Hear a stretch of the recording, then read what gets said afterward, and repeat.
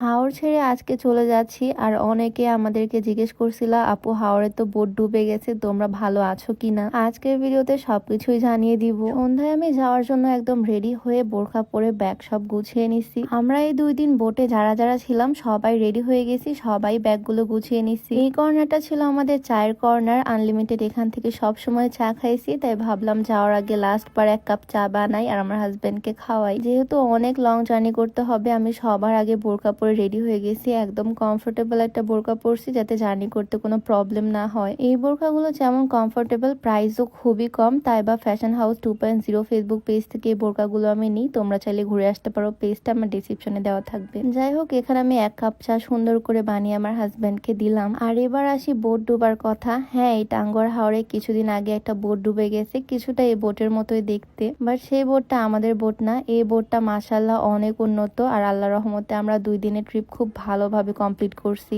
আমরা 2 দিন খুব ভালোভাবে হাওরে সুলতান 2 এই বোটটাতে ছিলাম। এই বোটে সব ধরনের ফ্যাসিলিটিস আমরা পাইছি, আর বোটটা খুবই উন্নত। যাই হোক, আল্লাহর রহমতে আমরা ভালো আছি, আমাদের কোনো রকমের সমস্যা হয়নি। বোট ডোবার নিউজটা দেখে অনেকে আমাকে জিজ্ঞেস করছিল, আপু তোমরাও তো হাওরে গেছো, তোমাদের বোটটা ডুবছে কিনা। তোমরা যে আমাদের কথা এত পরিমাণে চিন্তা করো, এত ভাবো আমাদের নিয়ে, এইটাই অনেক। এই ভালোবাসাটাই আসলে সব। এত এত ইনবক্সে মেসেজ পাইছি, ওই ভিডিওগুলোতে এত এত মেনশন পাইছি, আপু বোট তো ডুবে গেছে, তোমরা কেমন আছো, কি অবস্থা তোমাদের। যাই হোক, টেনশনের কোনো কারণ নেই, আমরা আলহামদুলিল্লাহ ভালো আছি, সুস্থ আছি, আর সুস্থভাবে বাড়ির দিকে ফিরে যাচ্ছি। তো বোট থেকে নেমে আমরা অটোতে করে চলে আসলাম একটা রেস্টুরেন্টে। এখানে আমরা সবাই মিলে রাতের ডিনারটা সেরে নিব।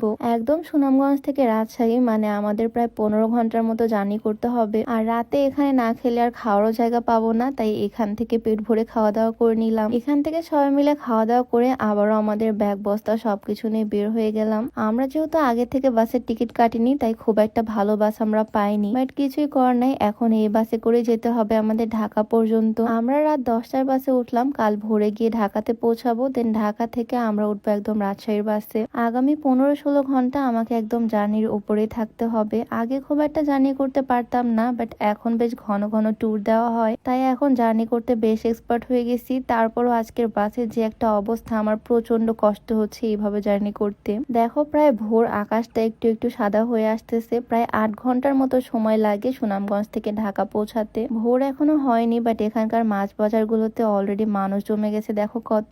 আমরা একদম ভোরের দিকে গিয়ে পৌঁছাইছি ঢাকাতে। বাস থেকে কোনো রকমে নামলাম সবকিছু নিয়ে, আর এখন পৌঁছাবো আরেকটা বাস কাউন্টারে, যেখান থেকে 6টার বাস ধরে আমরা যাব ডিরেক্ট রাজশাহীতে। এই বাস থেকে নেমে আমরা উঠে পড়লাম একটা সিএনজিতে আমাদের ব্যাগ বস্তা সবকিছু নিয়ে। সত্যি বলতে এইবার জার্নিটাতে যে পরিমাণে হ্যাসেল হয়েছে, আমি কোনোদিন এত কষ্ট করে জার্নি করিনি। এর আগেও আমি কক্সবাজারে জার্নি করছি, সিলেট আসছি, বাট এত কষ্ট কখনোই হয়নি। সিএনজি করে যেতে যেতে আমি দেখতেছি ভোরের আলো কিভাবে ফুটতেছে, আস্তে আস্তে রাস্তাগুলো আলোকিত হয়ে যাচ্ছে। বাস কাউন্টারের সামনে এসে সিএনজি থেকে নামলাম, আমাদের ব্যাগপত্র সবকিছু সিএনজি থেকে নামালাম। এখন উঠবো বাসে। আমরা এখান থেকে সোজা চলে আসলাম হানিফ কাউন্টারে। এখানে আসার পর দেখি বাসের টিকিট সামনের দিকে অ্যাভেলেবেল আছে। আমরা যখন কাউন্টারে আসছি তখন বাজে 5:30। আমরা 6টার বাসে করে রওনা দিব।